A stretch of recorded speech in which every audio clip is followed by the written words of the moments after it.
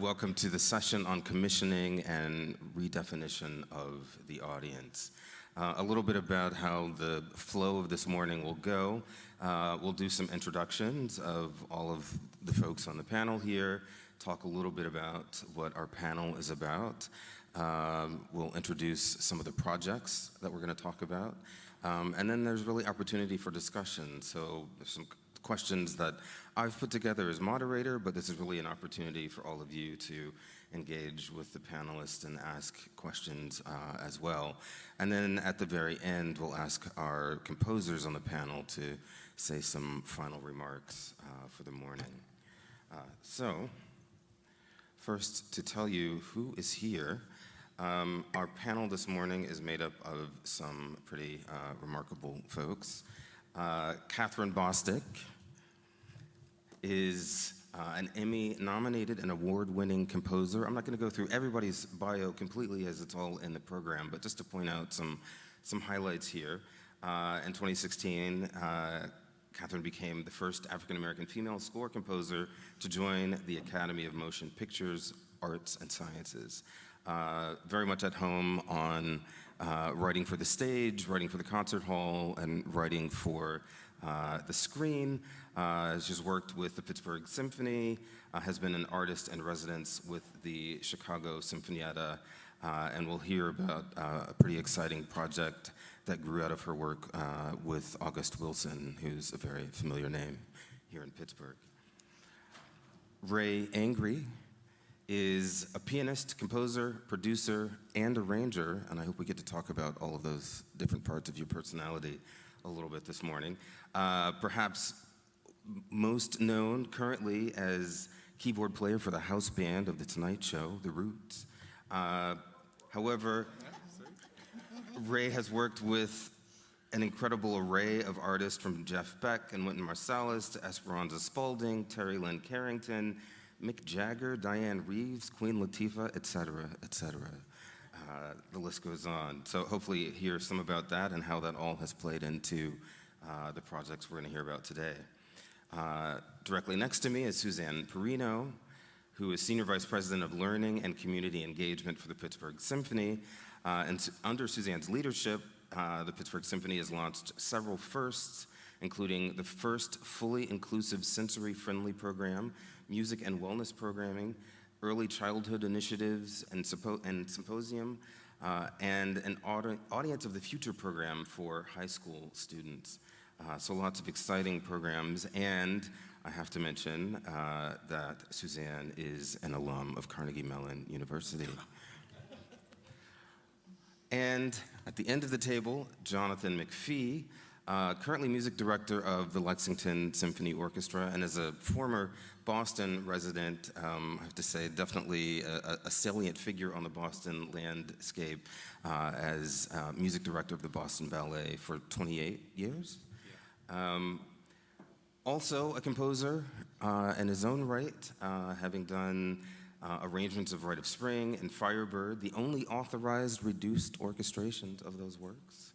Has worked with numerous ballet companies, symphony orchestras, and was an impetus behind this work with the Lexington Symphony. So this morning you will hear about projects with both Lexington Symphony and the Pittsburgh Symphony Orchestra. We'll talk about the genesis of those projects and how they directly relate to the topic this morning, and a little bit about what we're here to talk about. I guess I should introduce myself. I'm Jonathan Holland. I am head of the School of Music at Carnegie Mellon University. I'm also a composer. I'm also a board member of the American Composers Orchestra. So I'm happy to be here talking about commissioning, talking with composers, throwing out some questions that I would love to hear other composers answer, and to champion the idea of new works as a way of generating new audiences. So Kane, Thomas, and Ritas, who's sort of the person behind putting this together, when we had conversations about this panel, spoke so convincingly and enthusiastically about how commissioning is a superpower that orchestras have in terms of making those connections with the community. I have to say, as a composer, I love that idea that commissioning is a superpower. But it really is if we think about how central the role of the composer is and how we talk about the narrative of orchestras and what they communicate and convey. But this morning we want to talk about the fact that you can use commissioning as a catalyst for developing audience engagement and redefining what it means to be an audience member. So if we think about traditional models of audience development and community engagement, it's often about the orchestra going into the community and saying, hey, look at what we do, come and hear what we are doing. And while that is one way of developing audiences, I think the point this morning, by talking about these particular projects, is that another approach can be that the ensemble acknowledges the community, acknowledges the fact that there are histories, that there are traditions, that there are stories to be told, that there is a folklore in many of these other communities. And so engaging with the community, understanding who they are, and then creating artistic works that, within the parameters of what the orchestra can do, actually directly relate with the communities, so that it's a relationship as opposed to more of a marketing push, if you will. Not that those things aren't important, but that all of it is important, and making people feel welcome, not just coming to hear what the orchestra is known to do, but also letting the community know that the orchestra is interested in engaging with the community in terms of who they are and what they might want to hear within the parameters, again, of what the orchestra is capable of doing. So both of these are really exciting projects, and perhaps we should jump into a little bit of discussion around them. So I want to start with Kathryn and Suzanne, having you talk a little bit about what the project was with the orchestra, maybe what the impetus was, who came to whom, how did it evolve to what it ended up being in the end. I think the best way to talk about this project is actually to show you 4 minutes of the 11-minute commissioned work that we did. Kathryn wrote the musical score to it. There are 2 other artists that we worked with to create the tone poem and then to set the film. The film is actually, the majority of the film was set in the Hill District. Now, for people who don't know Pittsburgh, the Hill District is a rich community, huge jazz background. Also, August Wilson was born there and wrote several of his plays based on growing up in the Hill District.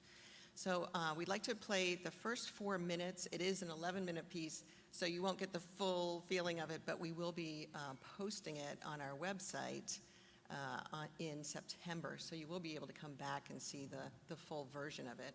It was premiered October 22nd, 2022, so just this last fall, and it was on the Lift Every Voice concert, which was a full 2-hour concert with a lot of other programming on it.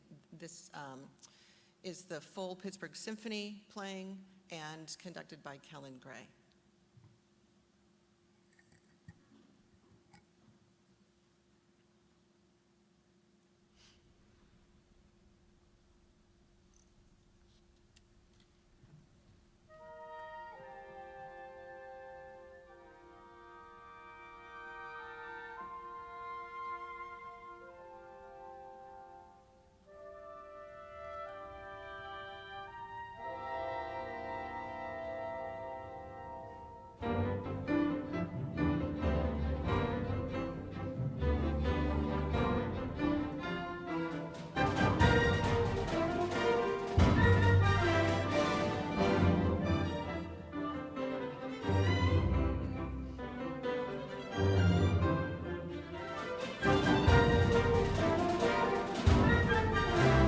All I do all day is run.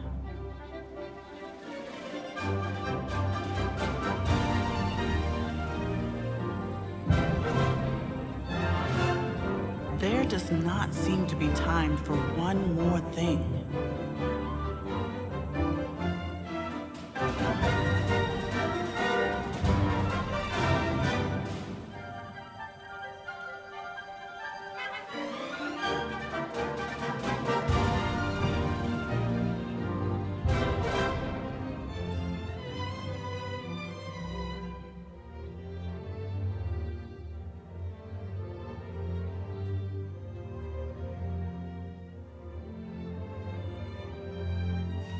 I only have time to dream. I have dreamed so many tiny dreams. Dreams of being unbothered, unafraid. Dreams of lying down in sunflowers under the sky.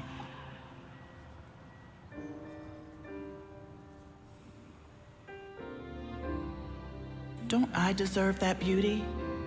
Don't I deserve some wildness?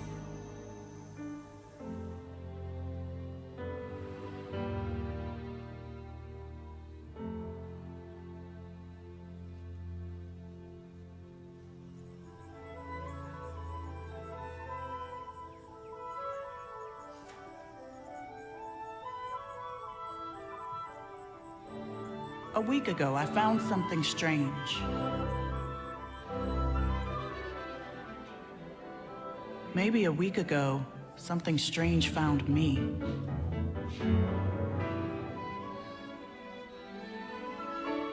It was a figure from a time in the past. She was titled the Queen of Sheba.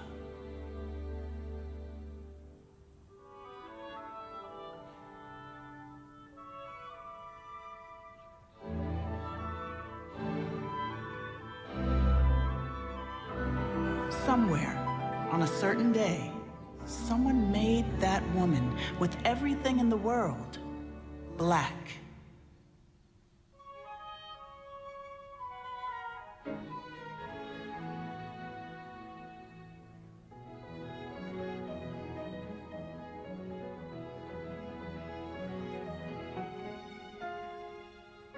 When I open my eyes, I see her.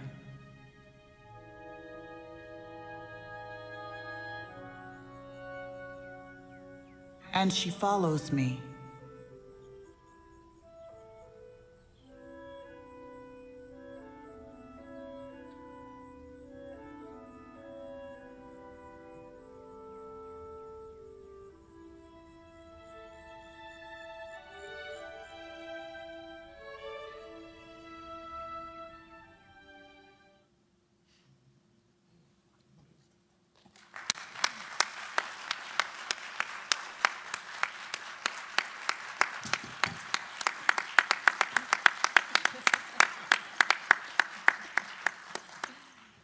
So I have to say this project was just a really wonderful labor of love and coming together, and it came together during COVID. We announced it February 2020 at our last Lift Every Voice concert in 2020, and then boom, March shut down. So we changed all of our timelines, all of our processes for coming together in Pittsburgh, and did the entire project on Zoom. So bringing together the filmmaker, the poet, composer, and contributing editor all together over Zoom. A little crazy, not what we expected. We flexed a little bit. The impetus for this, we did a community concert in the Hill District called Sounds on Center. Center Avenue is really a main street that goes through the Hill District, and a lot of jazz clubs, a lot of history in that Center Avenue. And we had Jessica Lene reading one of her sonnets from her graduate study at University of Pittsburgh around oral histories of Black elder women in the Hill.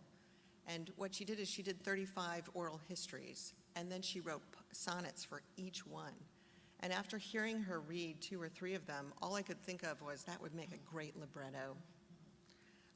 And so we talked more, and eventually I, of course, called Kathryn, because we had commissioned her twice before for 2 previous Lift Every Voice concerts, including the August Wilson Symphony, and she had written Toni Morrison, The Pieces I Am score for Netflix, and so we asked her to orchestrate that as well.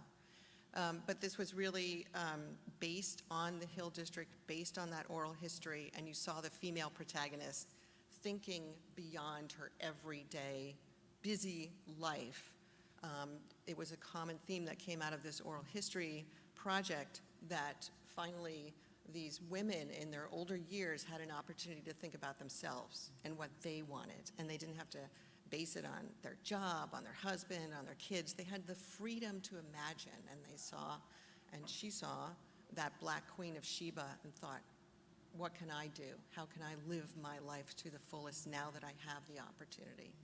So in bringing this all together, the hardest part, I would say, was not composing the music, but bringing down the tone poem to a usable length that we could then allow the music to flourish in certain parts and really underscore as well. So with that introduction, let me turn it over to Kathryn to talk a little bit more about her work.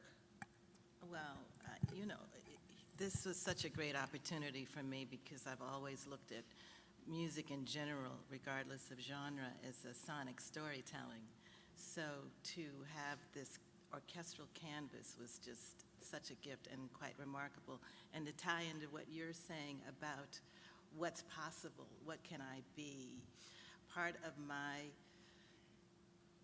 my overview in general is to demonstrate accessibility to creating for orchestra, creating on a canvas such as what you offered me with the Pittsburgh Symphony Orchestra, because I think that especially as an African-American women composer, it's not a typical trajectory.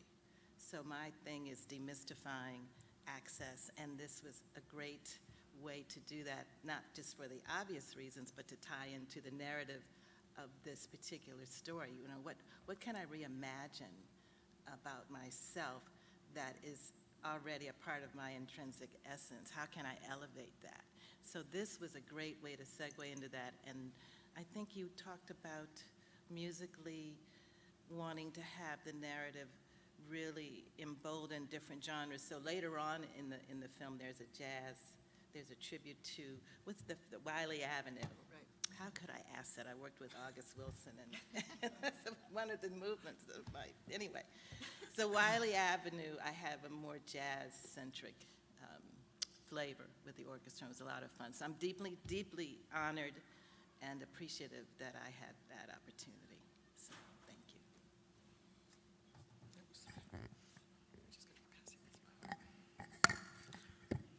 Thank you for that. Maybe by way of introduction, I'll just pass it down to Ray and Jonathan to talk about your project and how that came to be. Thank you. It's great to see everybody here and actually wide awake, maybe. I want to talk just a little bit about this commissioning project because it is a little different. And then I'm going to turn it over to Ray to actually give you a feel for what it meant for him. You heard Kathryn say the opportunity. A lot of this is about opportunity, and opportunities are sometimes created in ways that you don't expect. And in the last 3 years, two things. I tend to look at something bad and realize that there's something good that can come from it, and sometimes tragedy can actually be an opportunity for doing good. So you think about what we've been through, both in the symphony world and as a country in the last 3 years. The George Floyd murder sensitized a nation to the fact that we were not unified. The Symphony League has reacted to that.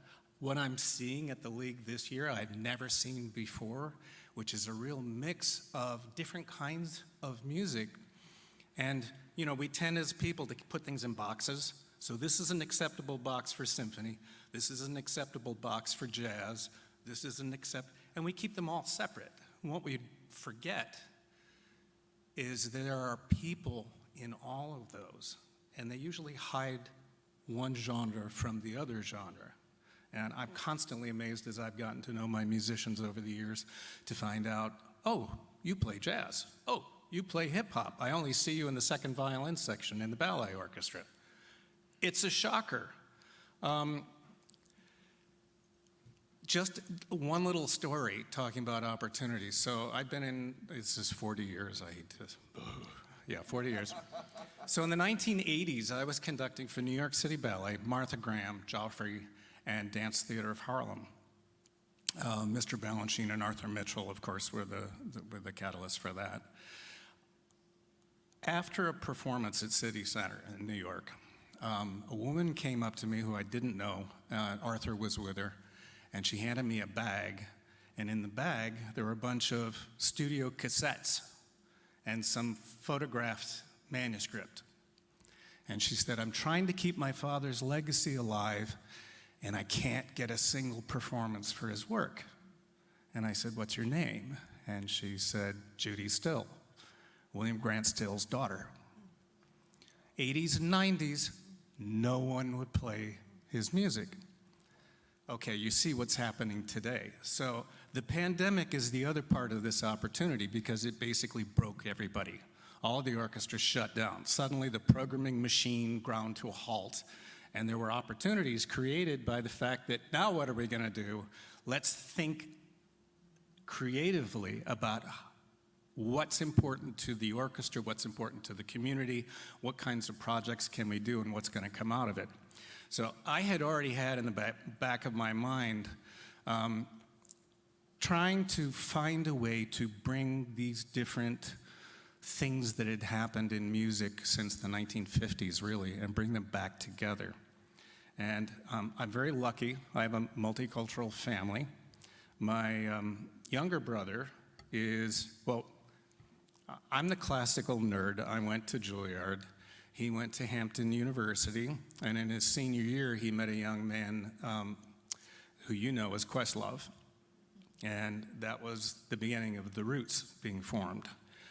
Keith is still their production manager, and he's the music advisor for the Fallon show. And I just want to give him a shout out, because this would not have happened without him. So I sat down and said, look, people keep saying in the orchestra world, where are all the musicians of color in the orchestra? And we have big debates about whether it's the audition process or it's the pipeline process or what it is. They're out there.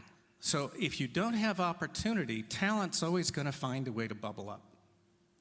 Where does it go? It went into popular music. So our popular music culture has been enriched by all of these amazing, talented people. A lot of them were classically trained. So I said, Keith, here's what I'm looking for. I want a classically trained musician who has made incredible inroads into pop and jazz and hip hop. And Keith said, Ray Angry, keyboard player for the Roots. And so we then did a little research on it, and Keith started sending me little bits. And Ray, actually, right around the same time, since we got to know each other, he became a Steinway artist. Steinway's thinking ahead. And the dialogue started. And I knew with the climate that we had, I could find funding. And I don't want you to think Lexington Symphony has an enormous budget. We don't. It's a regional orchestra with some of the best freelancers in Boston, so we play far above our budget level. And the musicians, I can't say enough good things about them. They were all in. They knew the concept. I said, look, I don't know what's going to happen. He has a symphony muscle that he has not used. It's going to be a challenge for everybody. It's going to be a ride. And it brought the community together. I could have sold that concert out twice. I mean, we were turning people away because all of the people who knew Ray Angry and the Roots, who'd never been to an orchestra, went, what do you mean, orchestra? I got to be there. So bringing audiences together, coming up with new ideas. I've said too much. You tell them about the piece.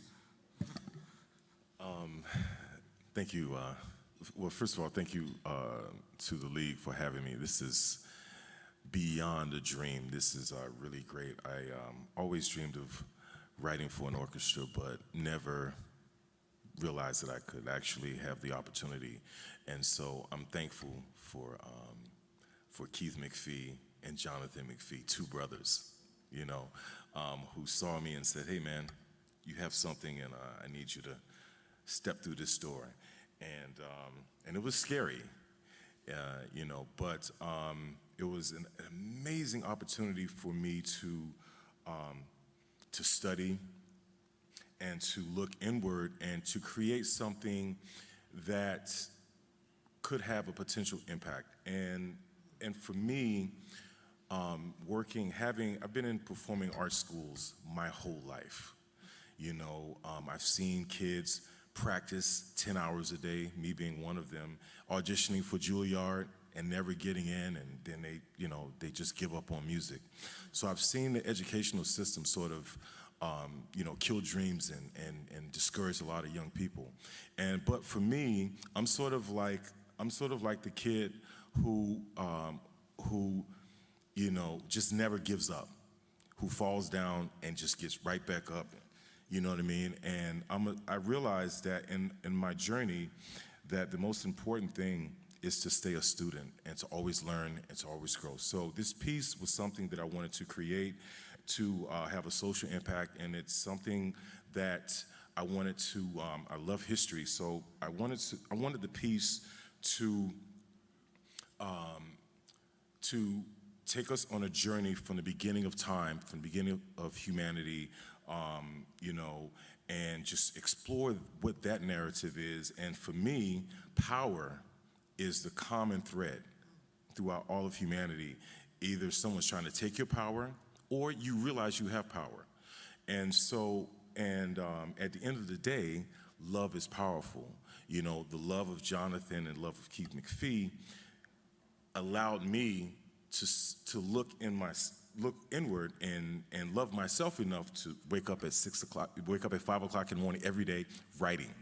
I did this for many years, and this piece is called Black Athena Power, and it's an acknowledgement of the divine feminine, because we have to acknowledge women, and I think in a world where everyone's trying to be first in line, and for me, it's like my mother. Everything that I do is for my mother. I would not be here if it weren't for her, and I would not be doing music if it weren't for her, And so this piece is an acknowledgement of divine feminine, and it's also, it's in 3 movements, and, are we gonna play it?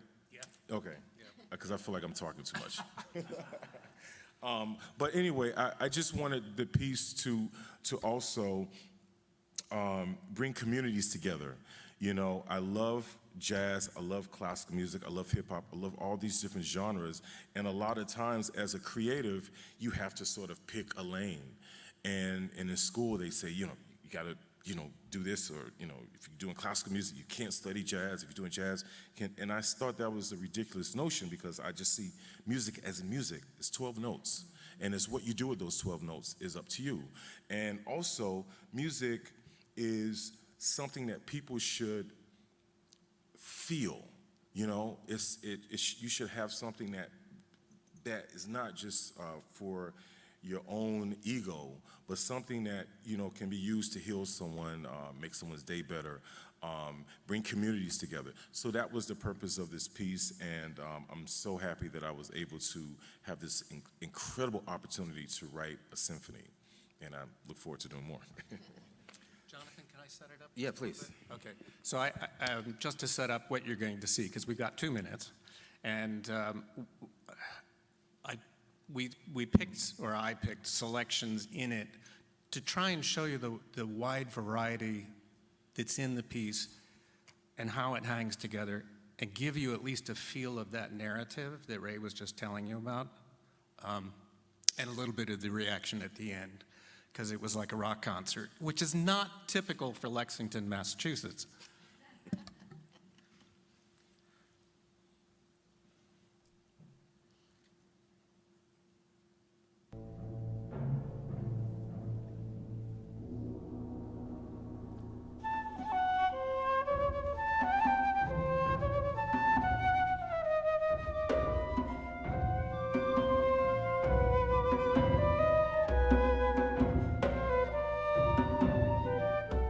Discrepancies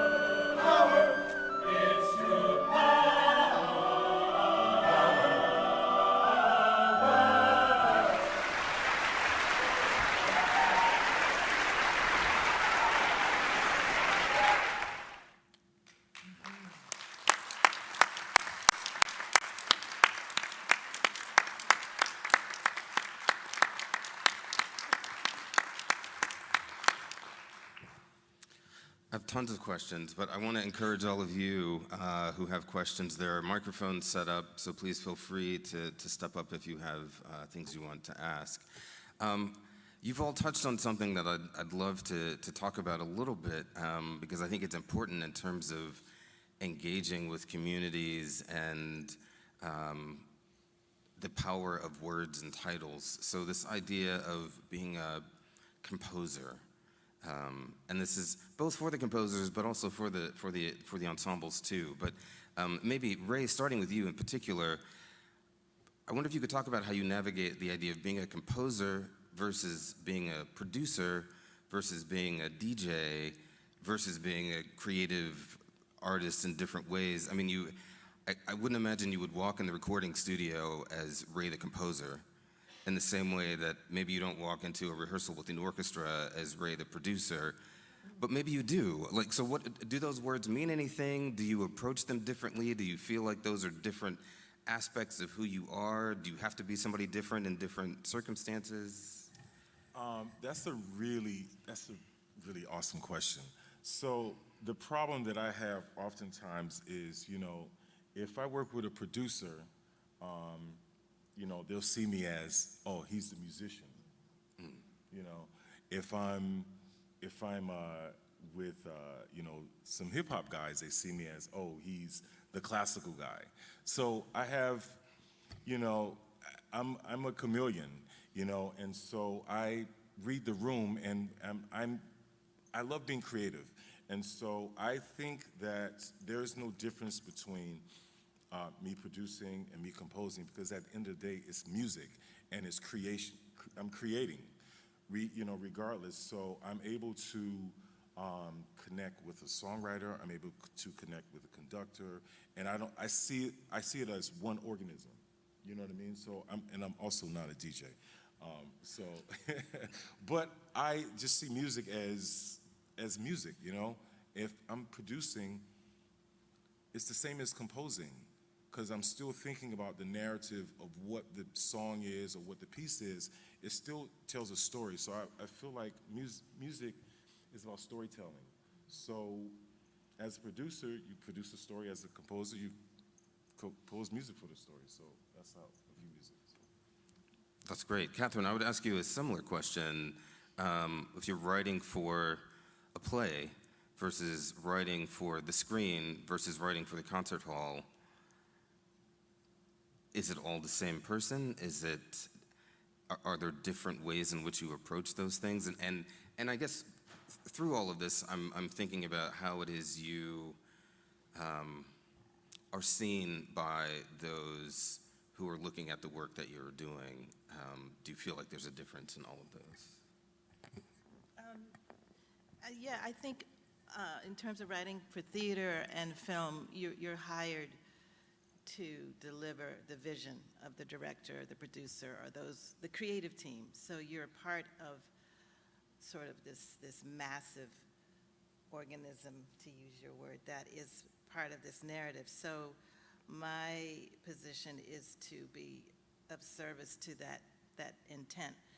That being said, the essence of what I do, regardless of the trajectory, is that I'm a storyteller.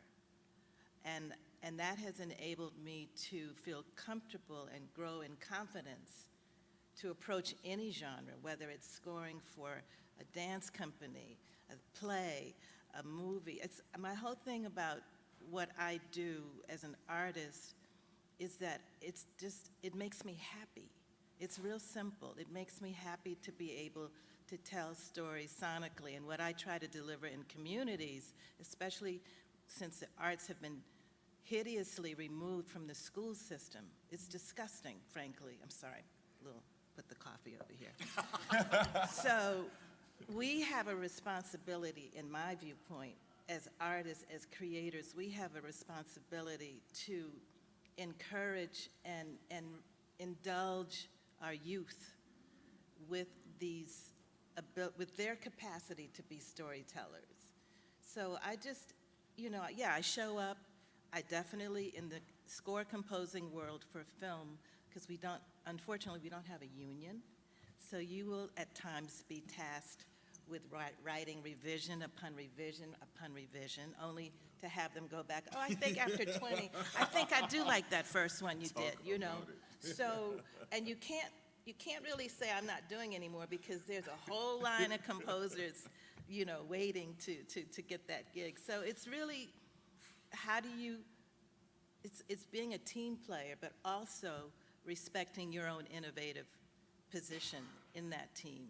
And so that's how I like to show up. And I know I digress a little bit with the schools and the access to kids, but we are talking about community and commission, and I just really think it's important, whenever possible, if those of us who get these commissions, and if there's time, to go into these communities and demystify the grandeur, if you will, of an orchestra, especially in the orchestral community. It's a socialized device that is often quite straitjacketed insofar as who has access to it and who's even heard of, you know, who thinks they can have an orchestral background. Like you're saying, you were like, wow, I'm going to do a symphony. I said the same thing, and then I just reminded myself, oh no, I'm a storyteller.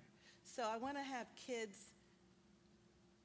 revel in that same imagination of who they are. So however we can do that with that kind of intention, and that's why I was just thrilled to work with you, Suzanne, on this piece going into the Hill District. Thank you. So I guess I would ask then Jonathan and Suzanne to talk a little bit about, and this is kind of touching on the point you mentioned about the league and acknowledging different types of music, and I sort of feel like we're at a point where we can't not acknowledge what's already been happening for so long. It's not like this is a new thing. It's just that trying to define what any particular type of music is, or what any particular type of artist does in a single way is becoming less and less possible.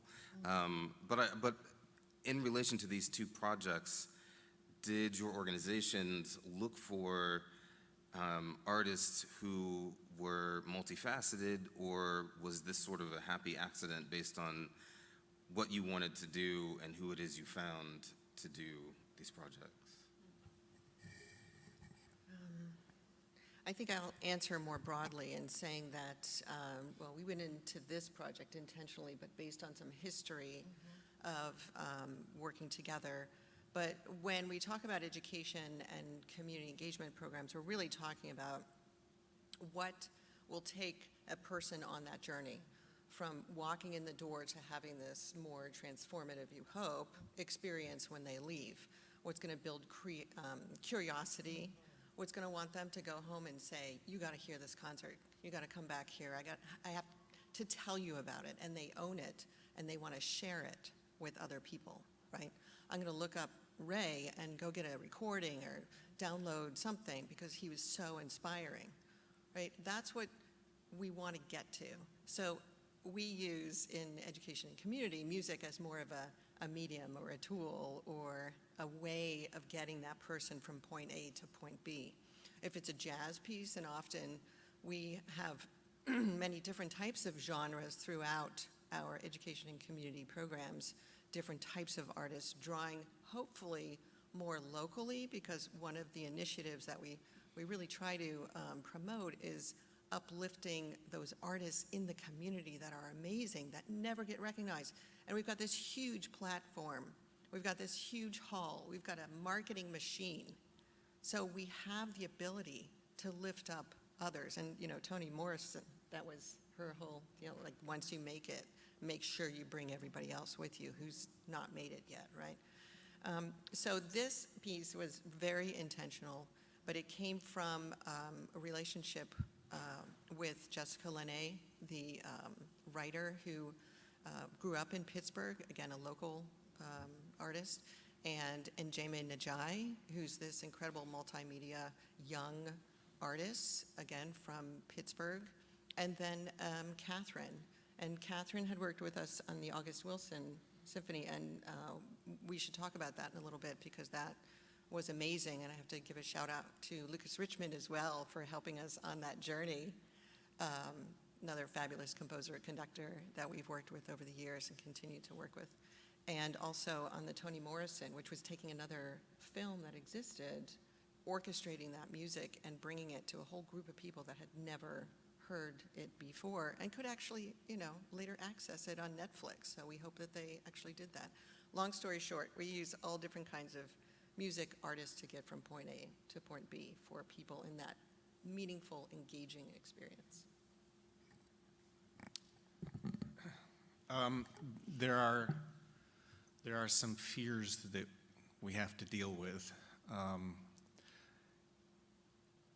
This happened really because after talking to the board and to people in the organization, and I've been there 15 years and they know my work in the Boston area, and basically they trusted me. And it was like, okay, you do this and we hope it works. However, we have these concerns. And I have to say, when you do something that's a little out of your trough, there's the concern. Well, wait a minute. You're gonna get the composer, pianist from the roots, and he's gonna do a symphony, and we don't want to lose our core symphony audience because they're like, ooh, the roots. Scary. Yeah, hip hop. Well, how's that going to work? I think we'll skip that one. And I said, look, you got to trust me on this. First of all, we're going to get a press person that I've worked with for many years in other places who's like the best in the field, because he will know how to tell the story of Ray and the piece. And they said, fine, go ahead and hire him. And there was our little one sheet that came up on the screen before our film. John Michael was able to tie into some of the media that we as a regional orchestra would never have had access before, just because of the story that we were telling with this commission. So, for example, there's a show, Jonathan knows it, in Boston, Marjorie Egan and Jim Braudy's show on WGBH.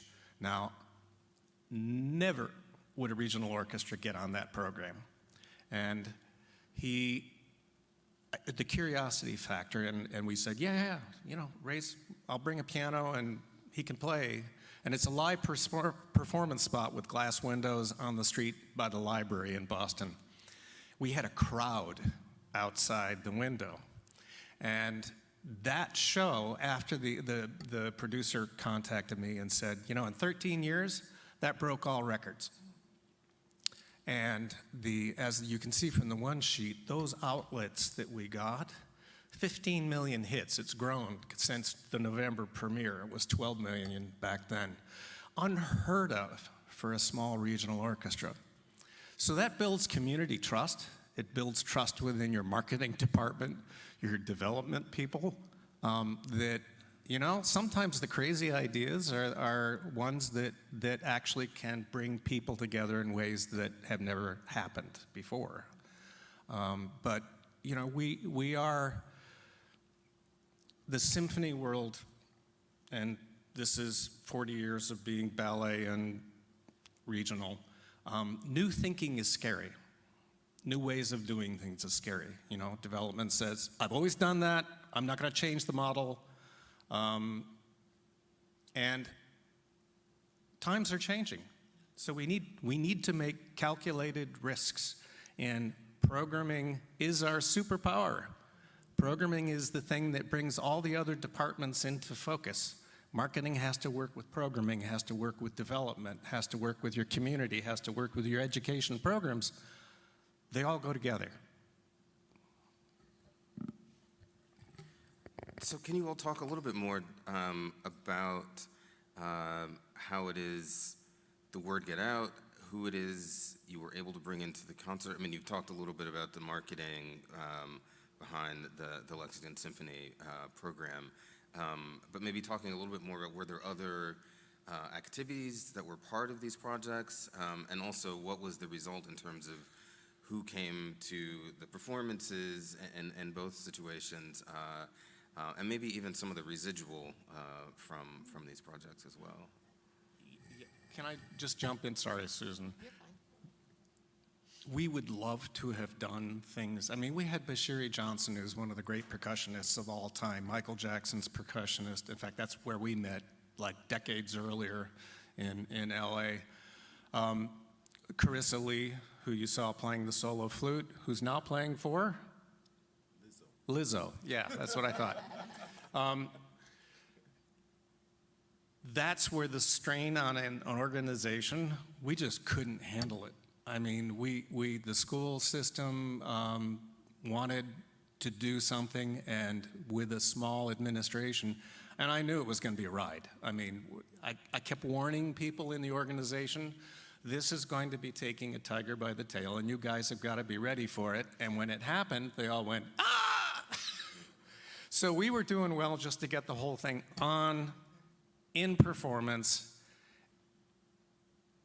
But I hope it's not the last time, and that's the important thing, you know, is what do we do after that? And now you've got something to point to and say, look what we did, look what the reaction was, now we need to figure out how to move forward on that. And, you know, the door's open. I mean, GBH said, if you've got an interesting project like this, call us again. School system, the people who came to the performance went, oh, Ray, Bashiri Johnson, we would have killed to have them come into the school system. Well, sometimes a disappointment leads to the next opportunity. So, Can I just have one quick story to tell. So first of all, I was so scared the day of the performance, and it was such, but at the same time, it was just amazing. So I work with a lot of artists, and you know, and a lot of times it's weird for me to work with people who I grew up listening to and listening to their music over and over, D'Angelo, and I end up working with these people. So Lauryn Hill, I said, Lauren, I sent her a message, man, the show sold out. She's like, what? I'm on my way. And she was on her way. She was bringing her father. She was in her car, you know, and talking to my publicist, and she was on her way to the premiere, but, you know, traffic was really bad, so she couldn't make it. But the reach of the community and the people that came together, it was so different, you know. And for me, when the performance was over and I was running to the stage, this little kid was coming out of the bathroom. He must have been like 4 or 5 years old. He was like, I really enjoyed your symphony. I was like, what? Oh my God, you know. So anyway, yeah. I think we were in a similar boat, right? So we had to get this commission together, and it was over COVID, and it was the 2 years of trying to bring it all together on top of reinventing everything that we did, right? So it was, we got to get to that point, and to echo Jonathan, it is a heavy lift. It involves the whole organization. It involves everybody being in alignment around this program, right? The intention of it, the vision of it, the quality of it, the value of it. And I think the 22 premiere was very hard. If I look backwards to 2018, when we first started with Kathryn around August Wilson, we partnered with WQED, that is the public TV and radio station in Pittsburgh, and that partnership was really fantastic because they were able to spread the word far and wide, and they had already, you know, premiered the August Wilson,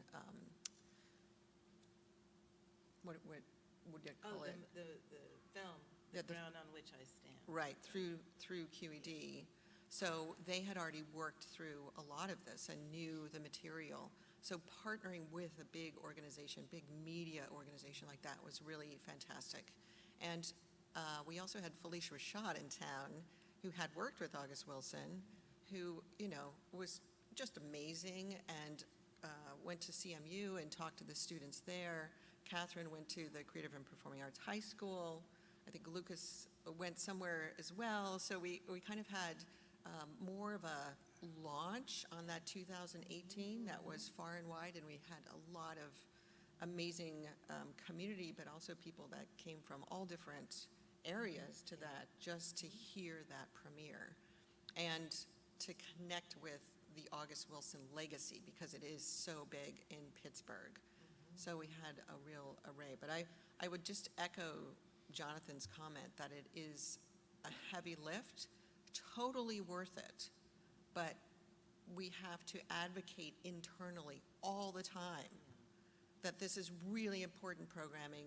Community programming is not like just, overture, symphony, concerto. It's much more listening, being responsive, bringing together the themes that are appropriate at this point in time. Not that was 125 years ago, right?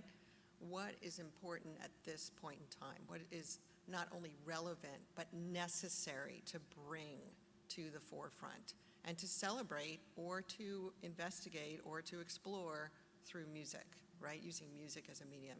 And then adding in all of those other components, whether it's film or dance or whatever can bring you to that, again, that next transformative level throughout the entire experience. So, yeah, I would just say, if you can partner with a big media organization, that's the best. I would love to invite any of you to ask some questions. Yeah. Great, thank you. I'm Joe Lanus. I'm the CEO of the Wisconsin Chamber Orchestra, and this is a phenomenal panel to sit in on. We're kind of on a journey of, we brought in Dr. Banfield as a composer in residence in 2021 and brought in his good friend Patrice Rushin to do some work with us, and we're starting a recording project this fall. So this is really relevant in how we're thinking about our work. So I have two questions, maybe one's a idea, one's a question. So this concept of commissioning as a superpower for orchestras is really like buzzing in my brain right now. Like let's assume that that's true, right? That's a superpower. I keep thinking like, what if an orchestra, like they're charged starting tomorrow, they only did commissions, and this is a brand new orchestra, a brand new concept. And we find a mega donor, so there's no financial risk, right? Mackenzie Scott, you give her a business plan. And that's the reality for this organization. And see how, and it's a 5-year pilot, and let's see what happened from a community engagement, from marketing, and that's the reality. So that's a thought that's brewing in my head, not to say, Ken, that I'm gonna turn the Wisconsin Chamber, I mean, who knows? Ken's our board member. So if you had a comment to think about that, like starting tomorrow as composers, that's your reality. You're given the agency to build this bike from the ground up. What would happen? And then the other thing is a little more specific. Dr. Banfield is really a believer in multimedia. So, your piece with Kathryn, the poetry and the visuals, some of the work we're bringing to Madison has those elements, and we're getting feedback from our audience. What'd you like? What you didn't like? How did that enhance or detract from your experience? And I think Dr. Banfield's belief is that's where we're headed, or that's where orchestras should head, that this is a multimedia sensorial experience. So that's more of a specific question for the composers, but then the broader, here's $50 million, here's a 5-year journey, let's have a commission orchestra, what happens? Thank you.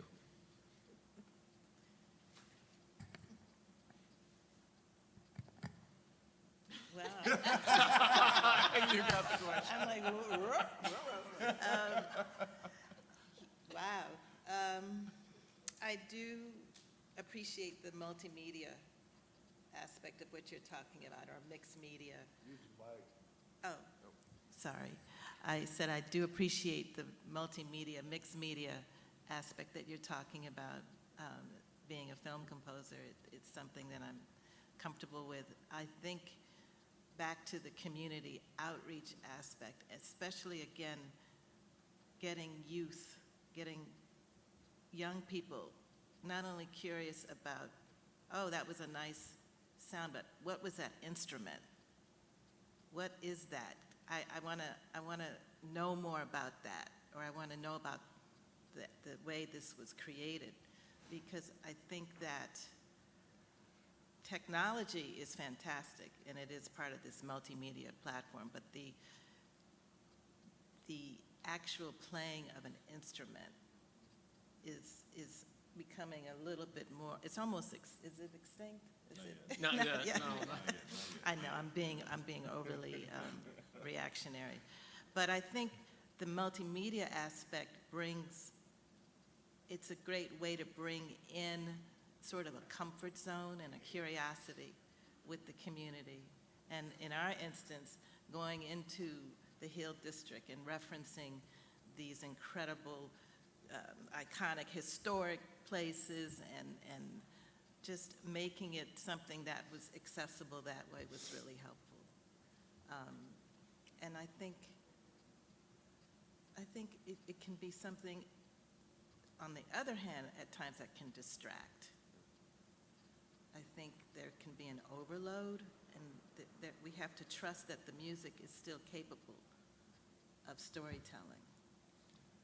Yeah, I want to add to that, because first of all, multimedia can mean a lot of things. We have a history of music and movement, and if you look at Martha Graham's repertory in dance, she commissioned more American composers than any institution. I think there were 128 American commissions that she did. That was the multimedia. You know, there were no cameras, so she knew how to get composers. You know, Aaron Copland and Samuel Barber were not big names when she commissioned them to do Cave of the Heart and Appalachian Spring. Kathryn is an expert at multimedia with film. And I'm glad you added that bit at the end, that it can distract, because you don't want to take too much away from the music. You want to make sure that the music supports what you're seeing and that it's not distracting or deflecting where you are.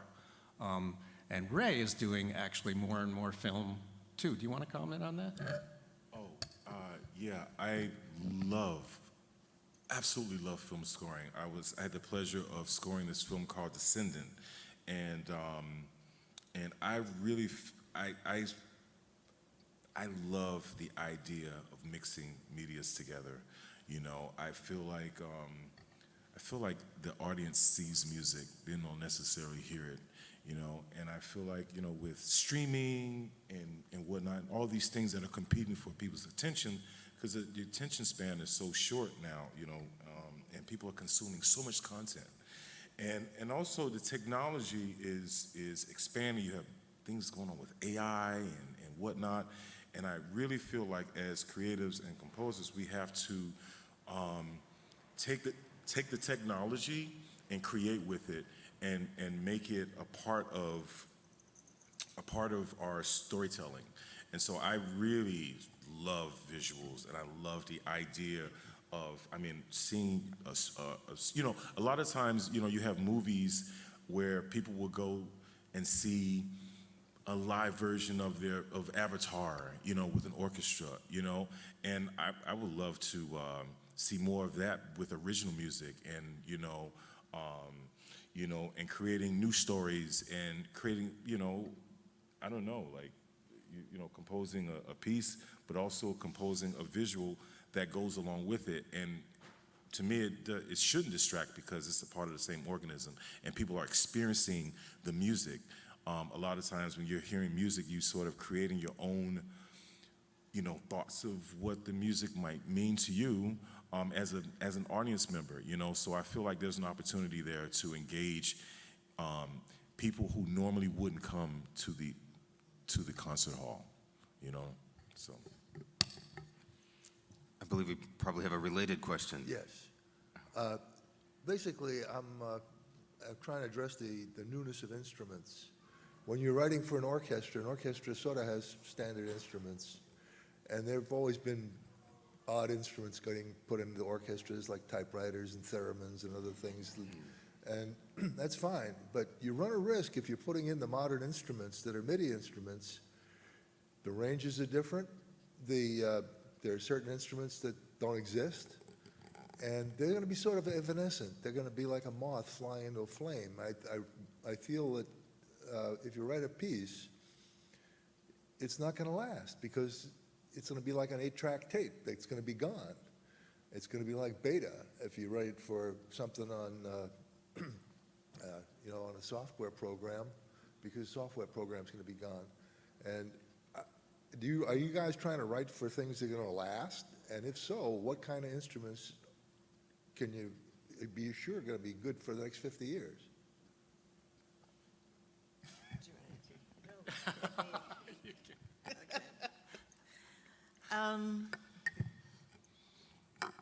I think that's an interesting question, and I'll just say that I'm not so precious about duration. In other words, if there is something I want to explore or experience, and there's a possibility that in a few years' time it won't be available. I mean, I always think of it as a journey of storytelling, so that if what I'm working on at this point in time gives me that opportunity to work with instruments that may be more technology-wise about today, or even that 8-track that you talked about, that might be part of my score. So I don't look at limitation at all when I'm creating. I don't look at it through a lens of limitation. I look at it as, okay, it's like when you go in your refrigerator and you're really hungry, but you have 3 things. You're like, I'm gonna make this work because I'm hungry. I know I got just the carrot and the celery and maybe some iceberg lettuce, but I'm gonna figure it out.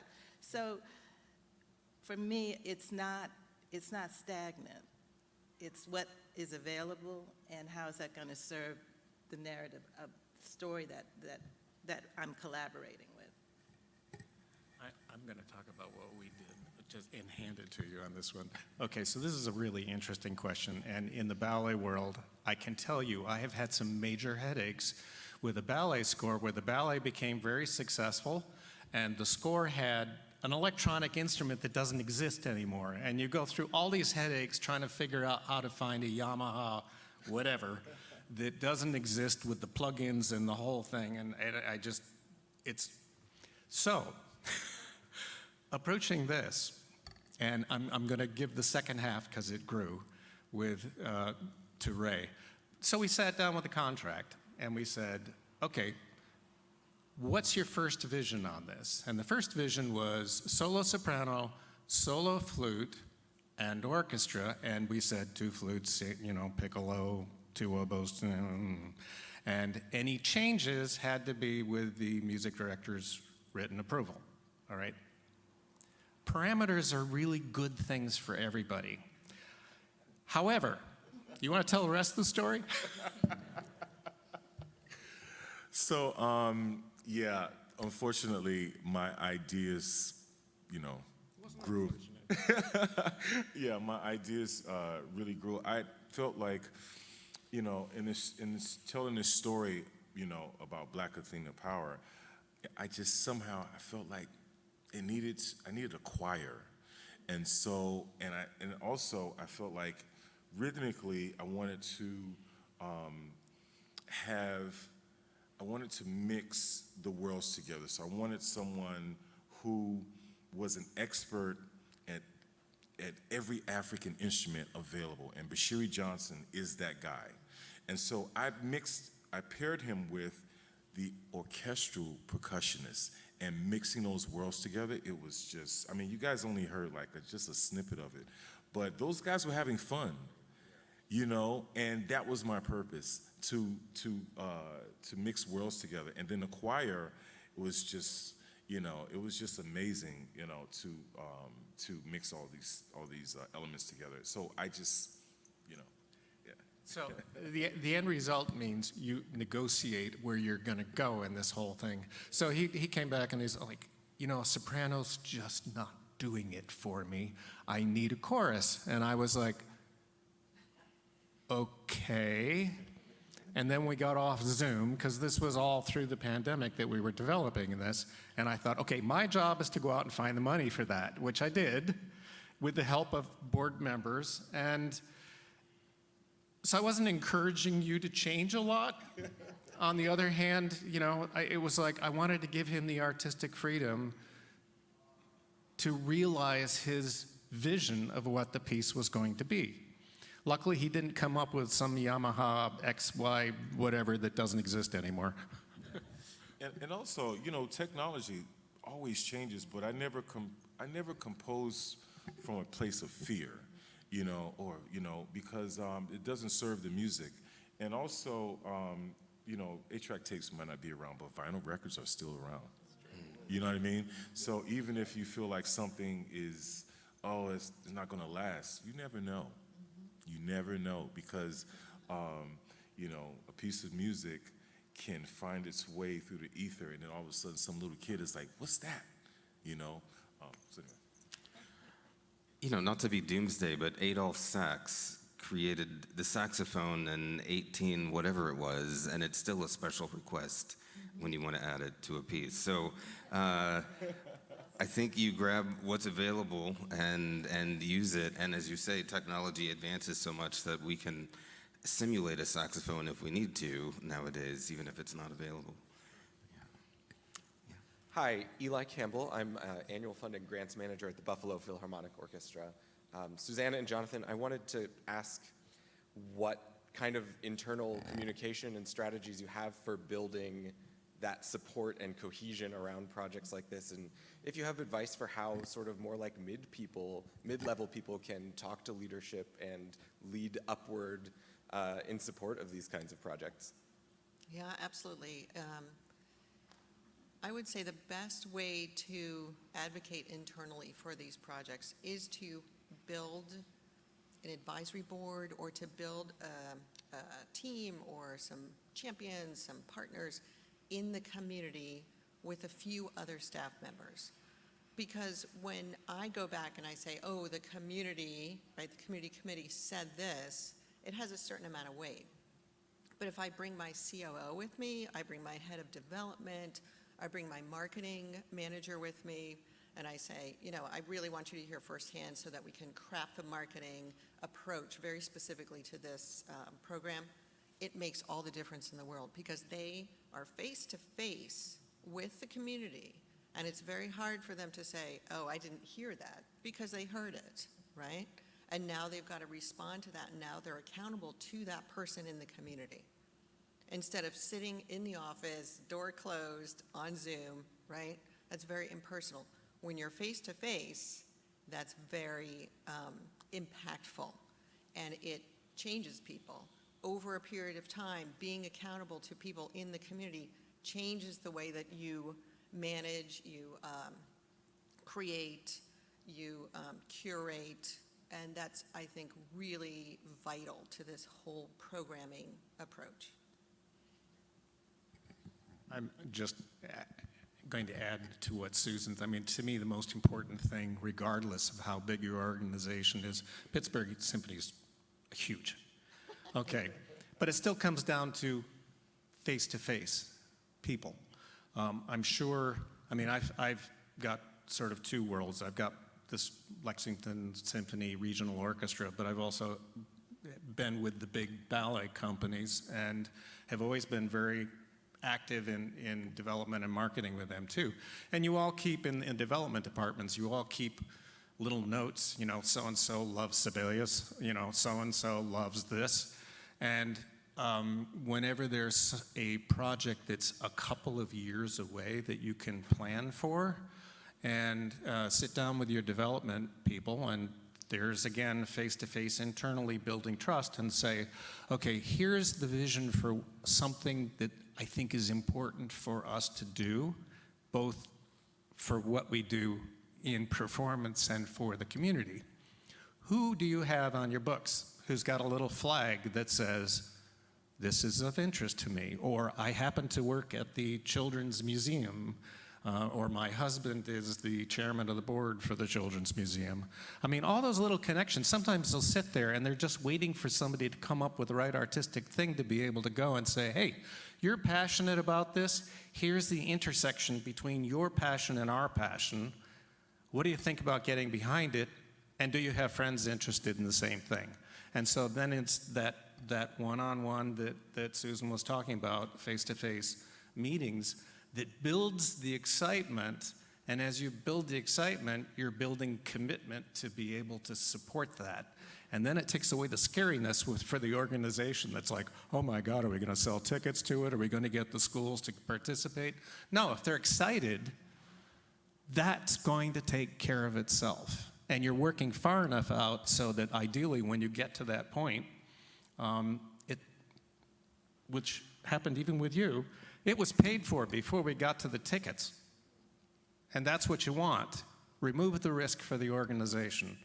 And then your CEO was actually going to come back and say, hey, that worked, do it again. Any other questions from the group?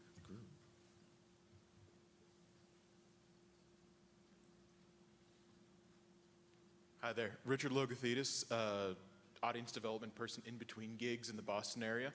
We'll talk later. I do have a question, but I just want to also affirm the concern about digital instruments sort of fading out of reality. We've already kind of solved this in the analog world. I'm also a clarinetist and a saxophonist. The number of times I've been called for a gig where it calls for a basset horn, or God forbid a bass clarinet in A, or a sopranino in F if you saw Bolero on Wednesday. Either the part's fixed, or I'm like, I'll figure it out, it's fine. Like, the solutions are there, and we'll just continue to evolve on that, I think, and fudge it where we need to. But the two of y'all, I noticed in the Hill District piece, I'm not from Pittsburgh, I've never lived here. I'm wondering if you could talk a little bit more about how you created sort of cues for a sense of space. I'm sure that there are audio and visual cues about like what it means to be in the Hill District, either from the creative standpoint or from like creating the concert experience, and like, you know, how you can bring people who, like me, who are not from here and say like, this is what it means to be in this space, but then also for the people that are from here, you know, and have that kind of if you know kind of thing. So just wondering if you could go into some details about that. Thank you. Sure, I'll start and then I'll have Kathryn jump in. We started with the tone poem, the narration, the embedded narration from the writer, because she had all of these oral histories done, and so she was the kind of the front line of what the story should be about. And we talked a lot about very specific words and what those words meant and how they came up and why she put them in there. And we had to cut a lot, but it came from that place. So it kind of set the tone for the entire piece based on real life oral histories, right? So that itself was speaking to people who have lived for generations in the Hill District, and this was their feeling about their life there, good and bad. So the artists, we all were on Zoom kind of fighting over words, and that was incredibly painful to have to cut virtually half of the poem that came in that was drawn on those histories. But then we had kind of an equal conversation about what to highlight in the Hill District, what was important to highlight in the Hill District, what was left in the Hill District, right? After some city promises of building this up and gentrification and buildings that had not been funded over a period of time and had collapsed, literally. You know, like the Crawford Grill, the historic Crawford Grill was, you know, barricaded shut. So we couldn't go in to film there. But we did have film through Teenie Harris and some other archivists in the area that we could use. So we talked about those words very deeply. Then we talked about the spaces in Pittsburgh that were meaningful for history, for also using, again, for the music flourishes, to take people on that journey. And then when we talked about it to promote it, there is this sense of pride in Pittsburgh. You know, Pittsburgh is like, if you don't like it here, leave. You know, that's their attitude. You know, if you know, we like it here. If you don't, goodbye. There's this incredible pride. There's also this incredible pride in the grittiness of it. Like, we've survived the steel industry breakdown and blah, blah, blah. And we love the Steelers and we love this and we love Heinz Hall and we love the Pittsburgh Symphony. And so we didn't really have to sell, we're talking about Pittsburgh, because anything Pittsburgh, people will come to it because they love their city. But I'll let Kathryn talk about composing music around those spaces and words and that sort of thing. Yeah, I mean, it was such a wonderful collaborative process, and being that I was the expat, the Pittsburgh expat, I really relied heavily on honoring those who were native and really trying to craft the music around what they wanted to evoke and promote. And also, I was going to say that the work I did with August Wilson afforded me another lens about Pittsburgh and the importance of the Hill District in particular, because most of his plays took place there. So I already had a sensibility about a lot of music and how it would be crafted. But it was really about collaboration and understanding that I wanted to have a respect and a reverence for this incredible neighborhood and what it's come to represent. And I also, as a writer, as a composer, I really trust and rely on instinctuality. I'm a very instinctive composer, and I'm also being a pianist and a vocalist. It's performative. It's like a dance. It really is something that I don't overthink when I write. Don't say I could tell. No. But it's so rich. It's already so rich with the history of the neighborhood and with what they're telling and talking about. I just tried to support that. So we have about 5 minutes left, and I want to give, I guess, any of you an opportunity to share some final thoughts, maybe what you might say to others who are thinking about doing this, both from the creative artist aspect of this, maybe what it meant to you, what's important you feel that composers involved in these processes get to do, and also from the organization's final thoughts on what you might share with others who are thinking about similar projects. Well, one thing I would say is thank you for having me, and I'm so appreciative of the opportunity to compose for orchestra, and I would love to see more diversity in that regard, and really would love to see more works where you have people from different genres, in the orchestral setting. Because when people talk about hip hop, it's sort of like this unknown element, But essentially, hip hop is just a mix of classical and jazz.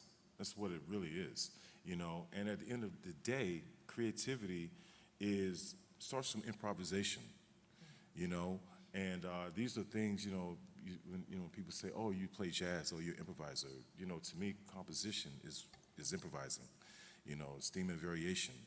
And so I would love to see, the concert hall filled with people that normally wouldn't come, And I think the music would be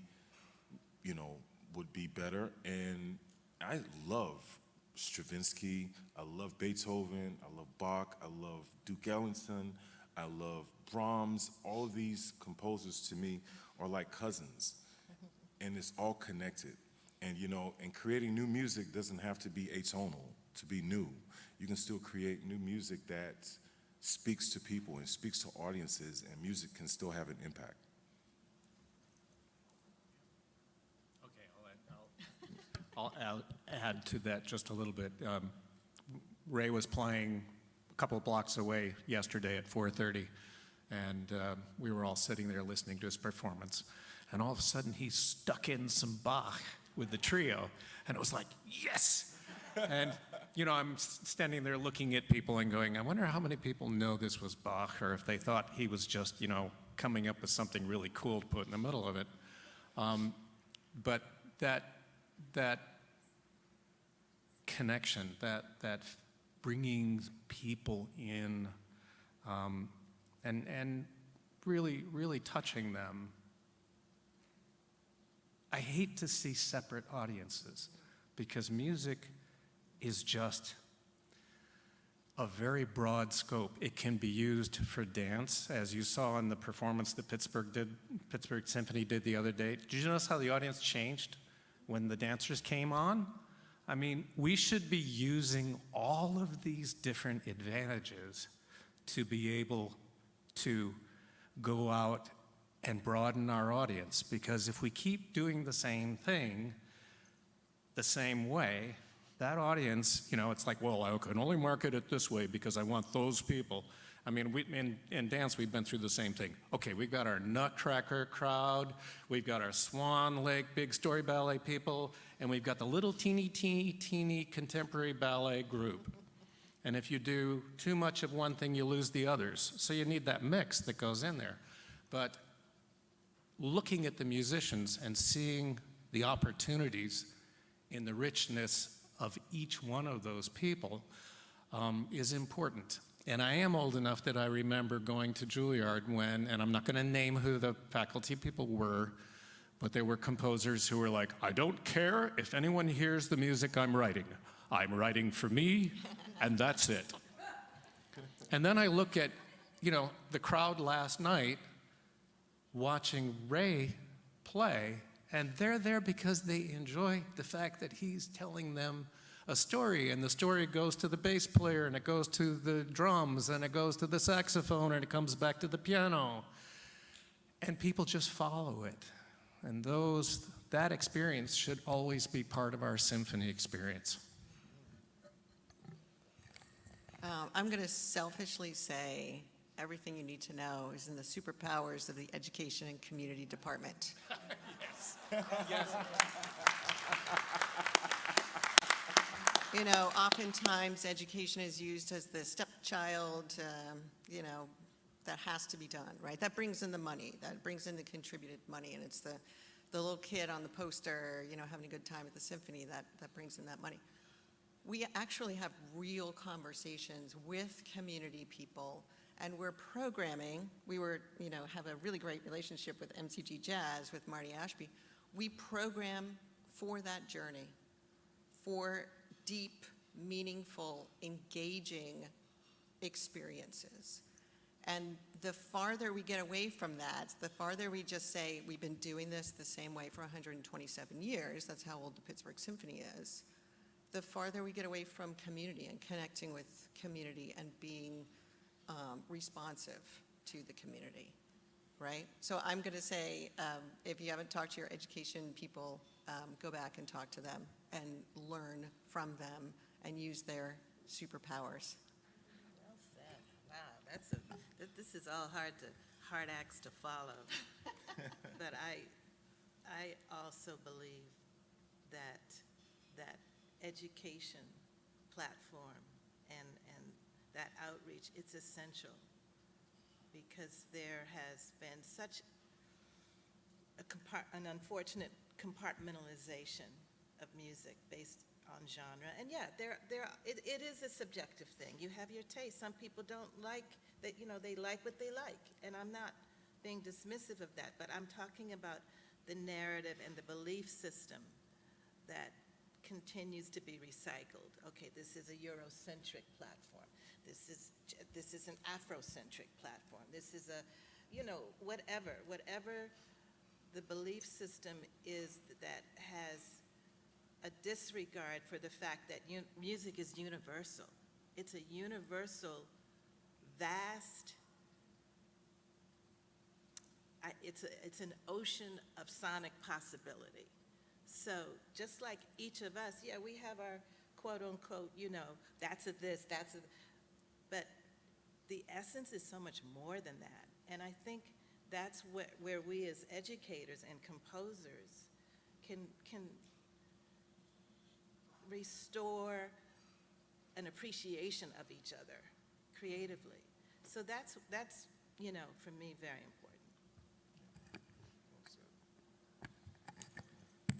Thank you all for sharing your experiences, and we're so glad to hear all of it, and thank you all for coming today.